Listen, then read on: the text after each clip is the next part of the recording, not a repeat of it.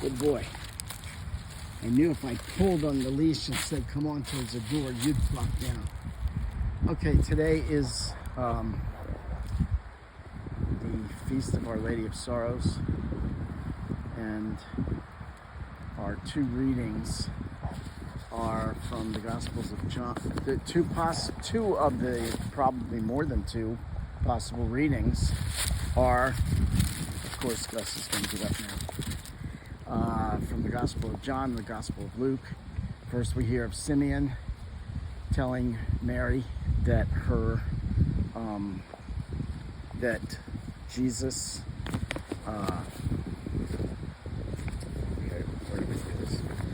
that Jesus will be the rise and downfall of his nation, and that her heart will be pierced.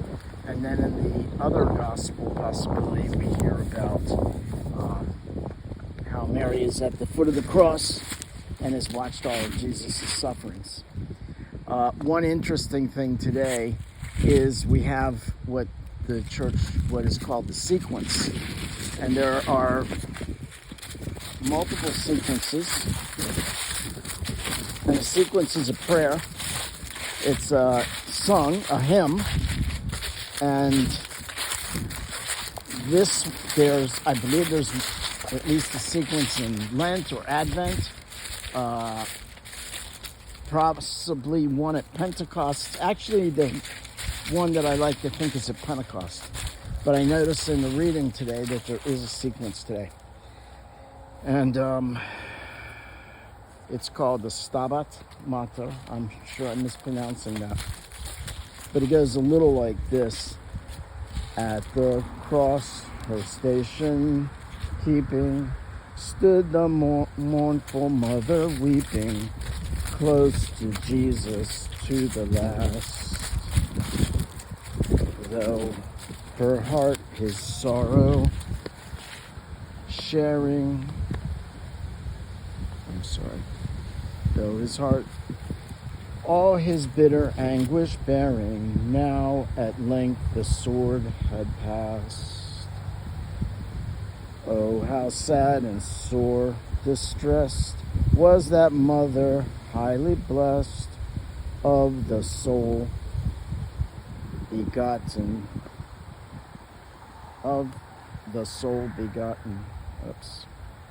Christ above in torment hanging, she beneath behold the pangs of her dying glorious son. Oh, hang, not hanging. Anyway, I'm sorry, I butchered that, but it goes on like that for another about 23 stanzas. Anyway, the sequence is a beautiful prayer, a beautiful hymn, and it is a special thing that the church gives us to bring us closer to our Lord, closer to Jesus.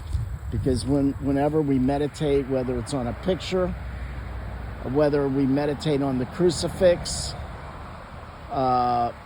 whether we meditate on a passage in the Bible and meditate on a picture, or on let's say whatever, we are reminded of Jesus, and these are all just little helps. We're not looking at a statue of Mary and saying, oh, there's Mary, and we're praying to it. For goodness sakes, don't be foolish. Try to think there's a saying, if you're reading two passages in the Bible and they seem to contradict each other by your understanding, it's probably not the passages or the understanding of the church. It's probably not the passages or the church that's the problem, it's you. I don't know if that made sense. But these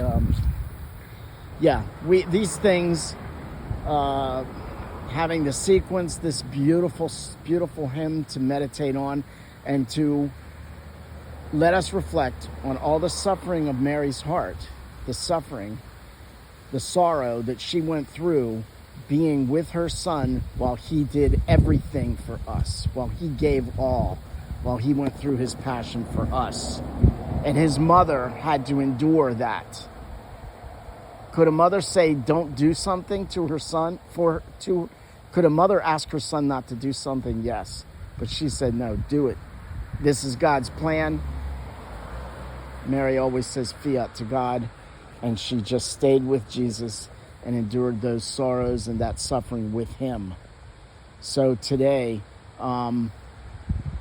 think about what Mary had to go through, particularly women, particularly mothers, or women who may very well be mothers in the future. Think of what that Mother Mary, did for us, and just reflect on that.